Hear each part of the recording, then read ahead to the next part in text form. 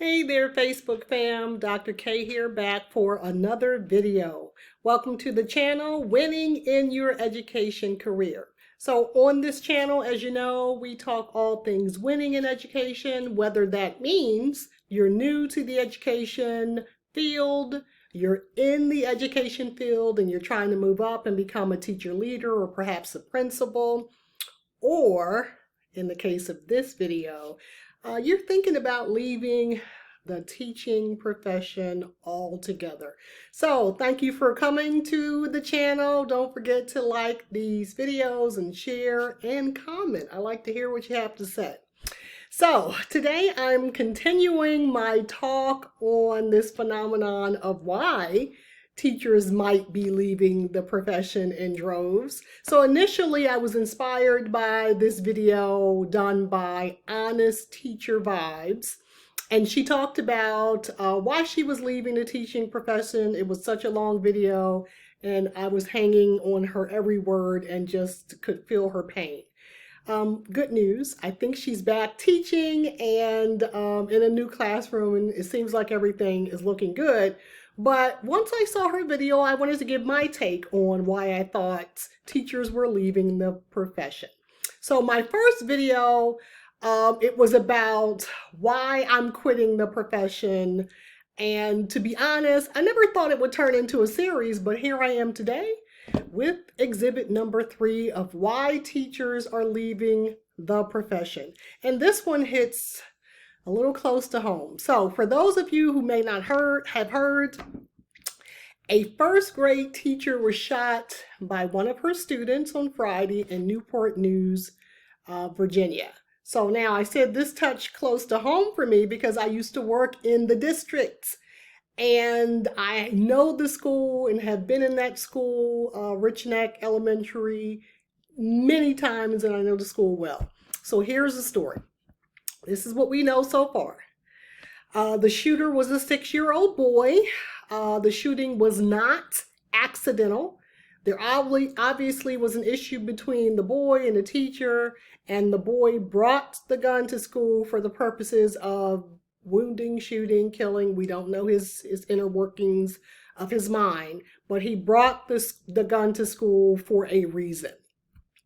So I'm going to post several of the news articles that I've read through, but one quoted the police chief in saying the shooting was not accidental and was part of an altercation.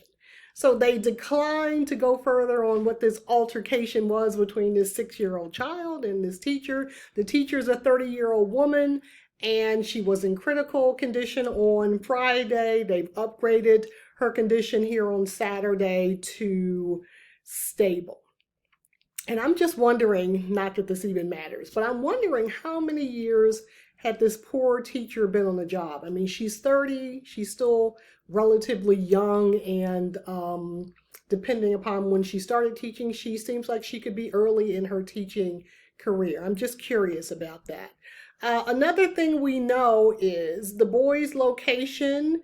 He's not locked up anywhere. I know you probably would think, but he's 6. So Virginia's law is they cannot lock someone up or remove someone from their parents' home to hold them for some purpose because he's so young. So the only way they could be doing that is to have sought out a juvenile judge. We don't know if they've done that, and the juvenile judge would have to intervene to remove this child from their parents' home. Now, they did say in one of the clippings, the newspaper articles I read, that the child was getting the quote-unquote services that he needs. Now, I'm assuming that's because he was not injured.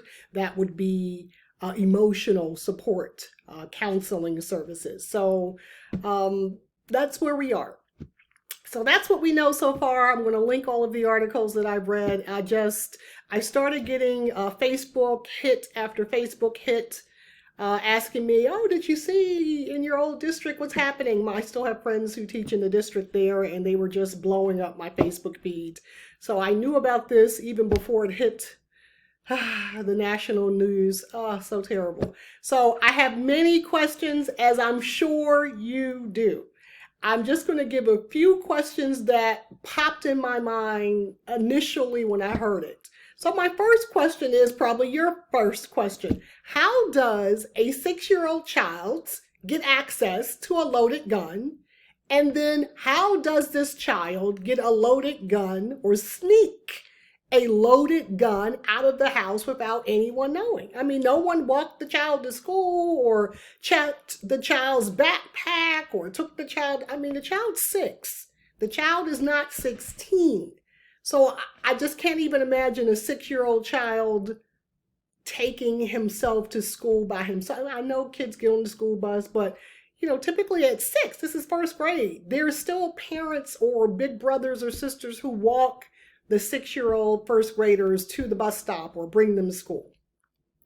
But again, this is an elementary school, so there are no detectors that would have been, metal detectors that would have been in the school. The child was in an elementary school. It's a small elementary school, about 500 students. It's kindergarten through 5th grade.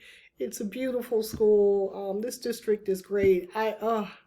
This one was so sad. So my second question was, and I'm thinking about specifically my last video I did when I was talking about some of the problems that are facing us in today's 21st century schools. And one of the problems I brought up was this unreasonable demands put upon teachers for classroom management.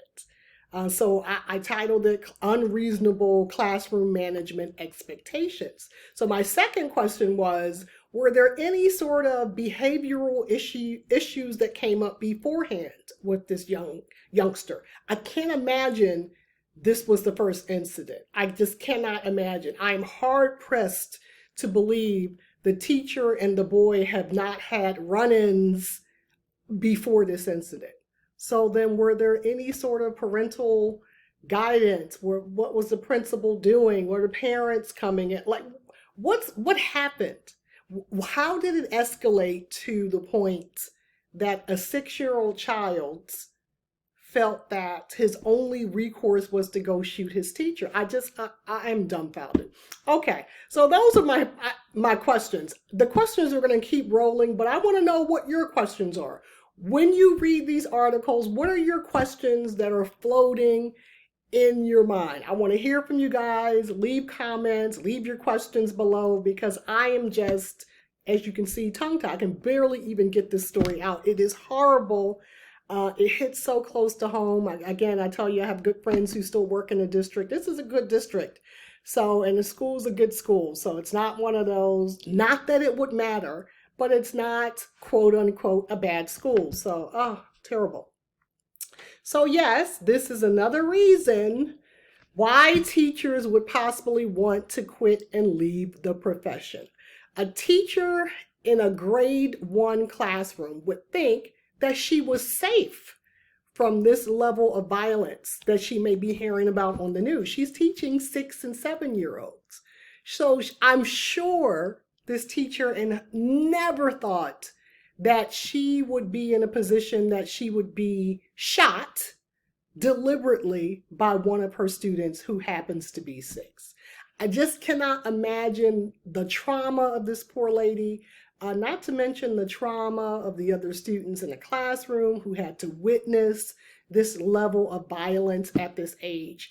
And yes, before you guys come for me, I also feel for the 6-year-old shooter. I mean, this is a child. So he was either taught this level of violence. This obviously is not something he came out of mommy knowing how to shoot. This is something he was taught. So clearly, this 6-year-old boy needs help and needs, some sort of lifelong counseling. I think this is a serious issue. But this is a sad issue all around. So when we hear about teachers saying the schools are bad, the kids are bad, even kids in kindergarten can be a bit aggressive. I've seen some very aggressive, and I've dealt with, as a principal of a kindergarten building, I've dealt with physically aggressive kindergartners. Now, again, granted, Some of these students were on this ADHD medication. You know, they're so young, their body chemistry, all of that has, you know, is getting regulated. They're still growing. There's a lot going on, but they were physically aggressive towards me and my teachers. So clearly it's not just happening in our high schools, it's happening in elementary schools, first grade. So, okay, that's it, fam. I can go on and on. This was such a sad story to report on, and another sad indictment of our schools in America. They are unsafe for our teachers. So this is a valid reason where teachers are saying, I just don't think I can be a teacher. I think, you know, this is just not for me, or it's not safe. I just don't want to do this anymore. So for this video, and particularly this teacher, winning an education may mean that she will be leaving the teaching profession altogether. Sad to say, but that is my thinking here. What are your thoughts? I'd love to hear from you guys. So leave me a comment. Don't forget to like and subscribe. I'll see you in the next video. Take care.